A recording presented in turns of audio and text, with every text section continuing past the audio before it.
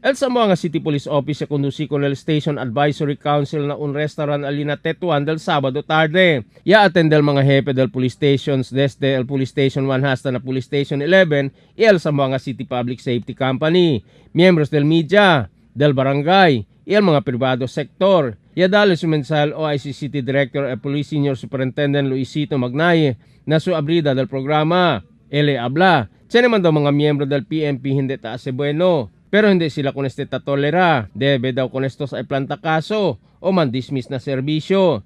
Ia continua el programa donde el mga participantes ya dividen na 4 grupo. Ia manda kanila ase puente hecho distro na limitaw ora lang. Ia mira na widescreen si Pakilaya el diseño. Kita pwede mira si Pakilaya el teamwork del grupo. Igual con una estasyon del pulis. Sino ay el teamwork, hindi kad sa lebueno el andada. Emil Tuban, Dateline Zamboanga.